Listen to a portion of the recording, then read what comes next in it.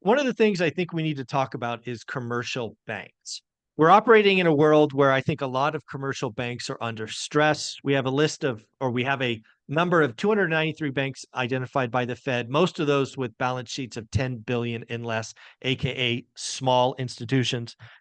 But with commercial banks making up somewhere around 80% of lending historically in commercial real estate, very localized, one, two, three, four branch institutions, we need commercial banks. And right now they are struggling. And if rates stay where they are longer, there could be more pain there. So I thought we talked with Jonathan Twombly about commercial banks, how important they are. How does this get cleaned up? And let's go from there. Hi, Jonathan. Hey, Michael, how are you? I'm doing well. So just remind folks from your experience being in the commercial space, just how important is a regional bank to most operators? Yeah, well, I mean, most people who are buying multifamily or pretty much any commercial property are going to be dealing with local banks, right? Correct. I mean, actually, any kind of commercial property other than, uh, you know, large multifamily, branded hotels, and downtown core office properties, are going to be dealing with regional banks, right? And um, so any multifamily property that's got a loan of less than $1 million is going to be a local bank, right? And most other, strip centers, local offices, local hotels, non-branded hotels, like pretty much anything you can think of, medical office buildings, like whatever it is, you're dealing with your local banks for these kinds of properties. So it's a huge piece of the lending, pie that's represented by these smaller institutions. Yeah.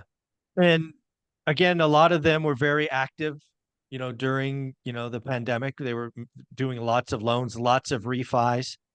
A lot of the debt has terms, right? You think the average term on a commercial loan's 5 years, you think? Yeah, for local banks, typically your 5 years is your max.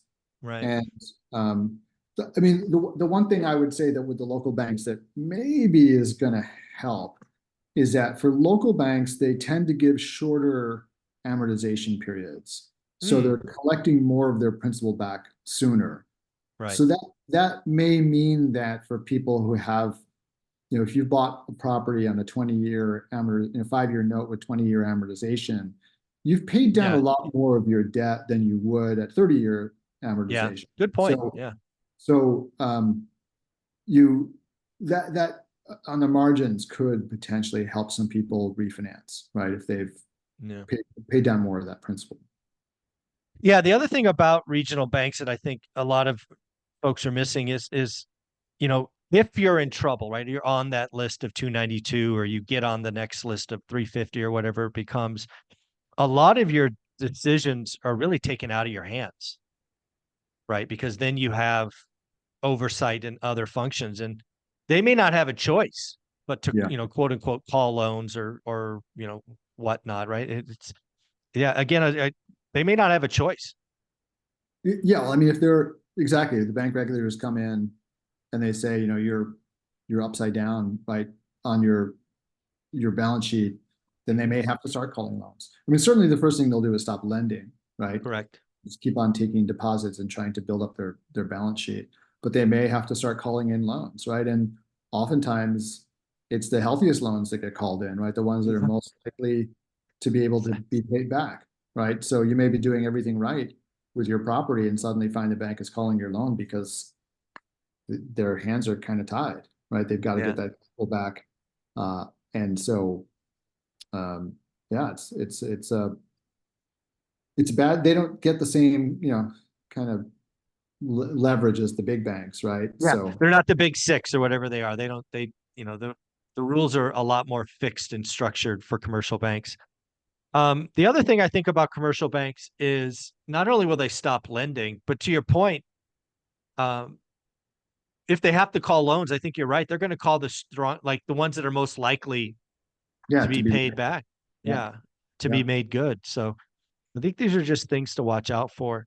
Um, and again, another thing that I've seen is transactions are really down. I'm curious, Is that, are we so early in the process that's more about the seller having wish pricing than say lenders being out of the market? Do you, any thoughts on that? It's probably both, Probably but both. Yeah. I think there's a lot of, yeah, I mean, lenders definitely are not, they're retrenching, right? It's just harder to get stuff through committee right now. They're really looking for those loans that are just the can't miss Yeah. opportunities. And, but at the same time, transaction volume is down because sellers have, like you said, the wish pricing and to the extent you can get a loan, the lenders are looking at these and going, nah, Yeah. so, that's, those things always sort of go hand in hand, right?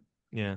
So I'm just curious if regional banks, let's say they shut off for 6 or 9 months as they heal their balance sheets or deposits, where where does the average person go? Do big banks even want to play in these loans, or do we got to go seller financing, or what happens if commercial banks just say, no, no mas, I'm not playing for a little while?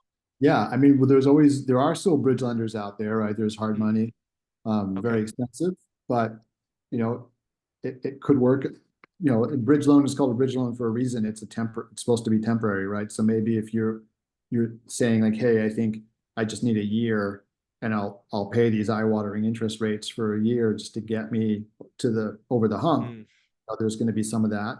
okay.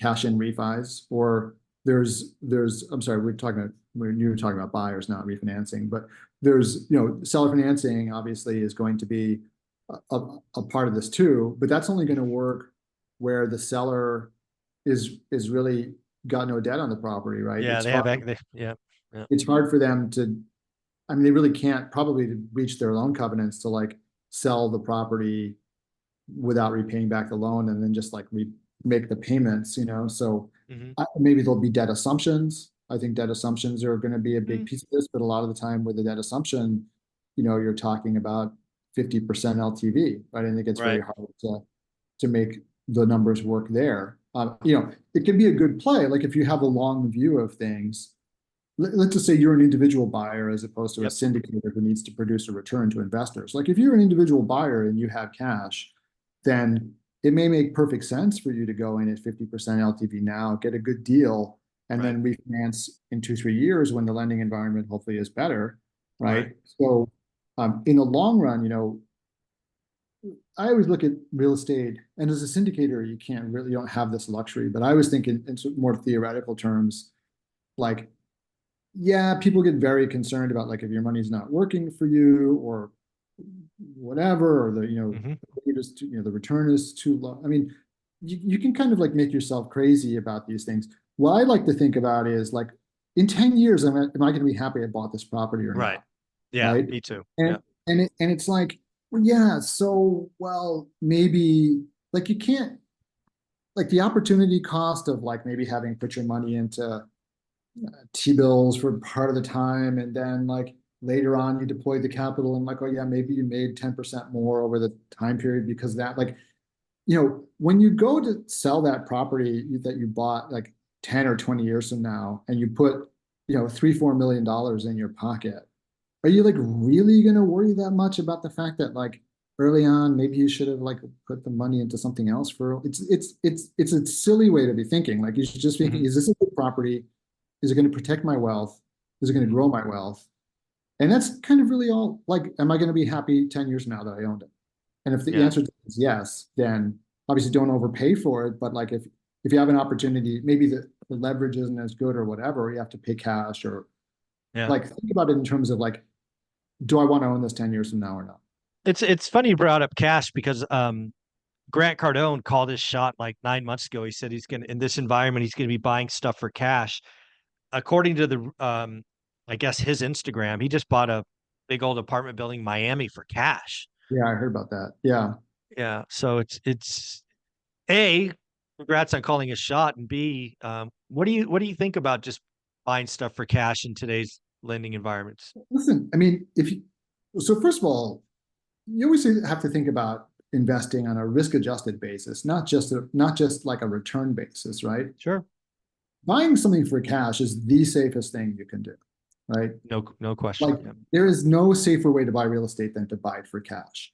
and yeah, sure, like your returns will not be as good, but But there'll your be returns. you'll get returns, right? And Yeah. your chances of getting foreclosed on are zero, right? Yeah, So, exactly.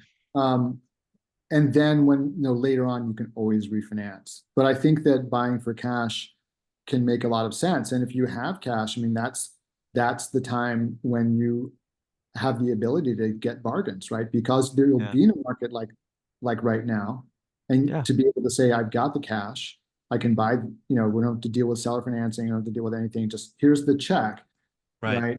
right? That is a great position to be in. I So agree. yeah, if we'll see how it works out, but I'm sure that it, it's unlikely he's going to regret having done it, right? When 5 years Oh, from now. he's got the ultimate flexibility. I Yeah. mean, time is on his side. And I do think it's a genius move because again, you can use cash to also lock in value, right? Yeah. You're probably going to get a discount Yep. because you don't have the lending and all of that other stuff, all those other headaches. So I think you can win on both sides, and you just wait for the economy to do what's going to do. It'll be better sometime.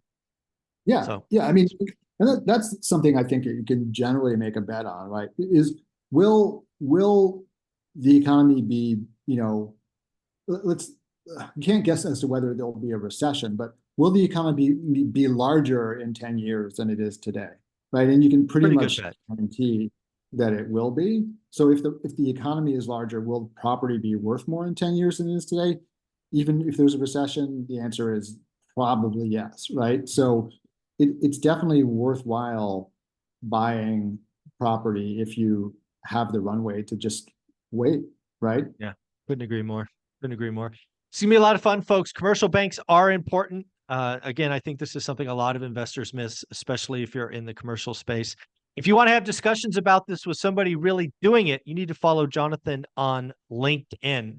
Jonathan, it's just really simple, right? Jonathan Twomley? That's right. There I'm you go. probably the only one. So, Probably. All right, buddy. Take care. yep.